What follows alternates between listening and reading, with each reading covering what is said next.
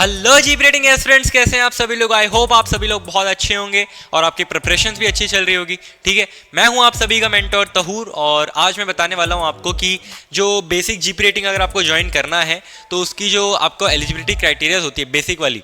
ठीक है, basic in the sense कि मतलब ओवरऑल कोई भी कॉलेज में आपको जाना है तो उसमें आपको जो एलिजिबिलिटी क्राइटेरिया लगती है वो क्या होती है। ठीक है, बट उससे पहले क्योंकि मैं ये वीडियो जो है दिवाली में शूट कर रहा हूँ, ठीक है, दिवाली के टाइम पे ही शूट कर रहा हूँ, तो आप सभी लोगों को मेरे तरफ से दिवाली की हार्दिक हार्दिक शुभकामनाएं। ठीक है, और आप अच्छे से दिवाली मनाइएगा, सेफ दिवाली मनाइएगा। ठीक है, पोल्यूशन कम कीजिएगा और पढ़ाई लिखाई पे भी ध्यान दीजिएगा क्योंकि वो भी इंपॉर्टेंट है। ऐसा नहीं कि सिर्फ फटाके फोड़ने चले गए हैं, पढ़ाई लिखाई जाए गोल। अरे नहीं नहीं भाई, जनवरी बैच आ रहा है, चुप से बैठ के पढ़िए। ठीक है, ठीक है। तो आज बात करेंगे कि जो बेसिक जो है एलिजिबिलिटी क्राइटेरियाज क्या होते हैं। ठीक है, तो हम बात करेंगे सबसे पहले एजुकेशन क्राइटेरिया की। ठीक है, अगर आपको कोई भी कॉलेज ज्वाइन करना है तो उसमें आपको एजुकेशन जो होनी चाहिए, आपका 10th पास तो होना ही चाहिए। ठीक है, 10th पास में भी मिनिमम आपका 40% इन इंग्लिश। ठीक है, and 40% in English and maths and science. Math science में आपका जो है 40% तो होना ही चाहिए। ठीक है, ये एक बेसिक इसका एलिजिबिलिटी क्राइटेरिया है, तो ये आपको फुलफिल करना ही है। ठीक है, अब बात करेंगे कि अगर आपने 12th भी कर रखी है तो 12th भी आपका सेम ही रहेगा कि आपका जो 12th रहेगा सेम ही रहने वाला है। क्यों? क्योंकि देखो, आप 12th चाहे कोई भी सब्जेक्ट से करो, मैथ से कर लो, चाहे कॉमर्स से कर लो, चाहे आर्ट से कर लो, आपका बेसिक ये 10th के बेसिस पे ही होता है जीपी रेटिंग, तो यही आपका देखा जाएगा। बाकी आपका 12th में जो है आपका इंग्लिश चेक किया जाएगा कि वो 40% से ऊपर है या नहीं। ठीक है, और बाकी आपका जो बाकी सब्जेक्ट है, ठीक है, उसमें आपका अच्छा एक एग्रीगेट होना चाहिए। ठीक है, अच्छा एग्रीगेट इन द सेंस कि 50% से ज़्यादा। ठीक है, मोर देन 50%। ठीक है, 50% से ज़्यादा आना चाहिए। ठीक है, ये तो हो गया हमारा 10th और 12th का बेसिस पे। ठीक है, और अगर आपसे जैसे कि आपने पीसीएम से कर रखा है तो आपको एक अच्छी प्रेफरेंस मिल सकती है, क्योंकि अगर आपका जैसे पीसीएम में कम मार्क्स आया है, 40% 50% आया है, तो एक अच्छा आपको मिल सकता है प्रेफरेंस, क्योंकि आपने पीसीएम कर रखी थी। ठीक है, बाकी सब्जेक्ट्स में आपको करेंगे तो भी कोई दिक्कत नहीं है, बट हाँ, पीसीएम वालों को थोड़ा प्रेफरेंस होता है। ठीक है, अब आगे बात करते हैं, आगे बात करेंगे हम आईटीआई वालों की। ठीक है, अगर आपने आईटीआई कर रखी है, ओ माय गॉड, ठीक है, अगर आपने आईटीआई कर रखी है तो आपका जो फाइनल ईयर है, ठीक है, फाइनल ईयर में आपको जो है आपको मिनिमम 40% आना चाहिए। ठीक है, मिनिमम 40%। ठीक है, तो ये एक बेसिक एलिजिबिलिटी क्राइटेरिया रहता है।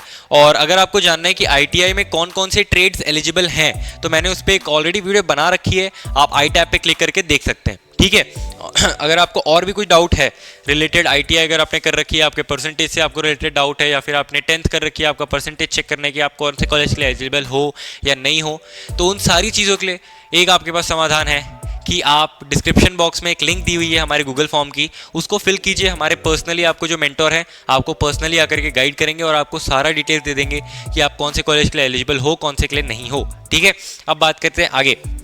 अगर आपने जैसे डिप्लोमा वगैरह कर रखा है तो आप डिप्लोमा करके बाद वो उससे भी आप कर सकते हैं। Diploma in the sense ITI हो जाती है, तो अगर आपने डिप्लोमा भी कर रखा है तो भी आप ज्वाइन कर सकते हो। ठीक है, उसमें भी आपका मिनिमम आपको 40-50% लाना ही होता है। तो ये थी एलिजिबिलिटी क्राइटेरियाज फॉर एजुकेशनल। ठीक है, अब बात करेंगे मेडिकल फिटनेस की। ठीक है, मेडिकल्स में सबसे पहले चीज़ नो कलर ब्लाइंडनेस। इसको तो ऐसे ये कर दो भाई, नो कलर ब्लाइंडनेस। ठीक है, अगर आपको मर्चेंट नेवी ज्वाइन करना है तो आपको कलर ब्लाइंडनेस तो बिल्कुल ही नहीं होनी चाहिए, क्योंकि वो है तो आप मर्चेंट नेवी ज्वाइन नहीं कर सकते हैं। ठीक है, अब आगे बात करेंगे कि आपका जो है आई साइट की बात कर लेते हैं। आई साइट आपका जो रहना चाहिए, आई साइट आपका होना चाहिए 6/6। अगर नहीं है तो एक लेजिक सर्जरी होती है, वो करवाने के बाद आपकी आई साइट 6/6 हो जाती है। आपका जो वेट होना चाहिए, ठीक है, हाइट वेट क्या रहना चाहिए, या बीएमआई जिसको कह लो, ठीक है, बीएमआई कह लो जिसको, बीएमआई आपका रहना चाहिए 18 से लेकर के 24 या 25 के बीच में। हम 24 लेते हैं क्योंकि बहुत सारे कॉलेजेस का 25 एक्सेप्ट नहीं करते हैं, तो 18 से लेकर के 24। और बीएमआई क्या होता है, आपका जो बॉडी का जो वेट होता है और आपका जो हाइट होता है उसका जो रेशियो होता है, तो उसको कहते हैं बीएमआई। ठीक है, तो वो 18 से 24 के बीच होना चाहिए। और बात करें तो आपका जो एज जो होना चाहिए, एज वो होना चाहिए आपका करीब 17.5 से लेकर के 25 ईयर्स के बीच में। ठीक है, ये रहता है आपका, ठीक है, 25 से लेकर के 17 के बीच में। और ये कैसे रहता है, जब भी जीपी रेटिंग का कोर्स स्टार्ट होने वाला होता है, जैसे कि साल में 2 बार होता है, मैं जनवरी का एग्जांपल ले लेता हूँ, जैसे 1 जनवरी होने वाला है, 1 जनवरी, ठीक है, 1 जनवरी 2026 में ये कोर्स स्टार्ट होने वाला है। तो उसके पहले आपको 25 साल से कम रहना पड़ेगा, और उसके बाद आपको, उसके पहले आपको 17 से पॉइंट से ज़्यादा होना चाहिए। मतलब समझ रहे हैं आप कि अगर आप 1 जनवरी को अगर बैच स्टार्ट हो रहा है तो आप 25 साल से कम उम्र में होना चाहिए, ठीक है। और अगर 1 जनवरी को बैच स्टार्ट हो रहा है तो आपको 17.5 के एज से ज़्यादा होना चाहिए 1 जनवरी तक के, तभी आप एलिजिबल हो पाते हैं। तो ये एक चीज़ रहती है, ठीक है। बाकी मैंने सारे एलिजिबिलिटी क्राइटेरिया आपने कवर कर दिए हैं, ठीक है। बाकी अगर आपको और भी कोई डाउट रहता है तो आप मेरे को पर्सनली कॉन्टैक्ट कर सकते हैं। कैसे कॉन्टैक्ट करना है, डीएम तो मैं कर दूंगा आपको, लेकिन पहले आप फॉर्म फिल कर दो, ठीक है। तो फॉर्म फिल करोगे तो मैं आपको पर्सनली आके कांटेक्ट करके आपको गाइड कर दूंगा, ठीक है। तो thank you for watching the video. अगर आपको और ऐसी ही वीडियोस देखनी है और ऐसी ही वीडियोस आपको पसंद है तो हम ऐसी ही वीडियोस लाते रहते हैं, ठीक है। तो फटाफट से चैनल को कर दो सब्सक्राइब और वीडियो को कर दो लाइक, ठीक है। और तब तक के लिए बाय बाय, और मेरी तरफ से फिर से आप सभी को दीपावली की हार्दिक हार्दिक हार्दिक शुभकामनाएं, ठीक है। Bye bye.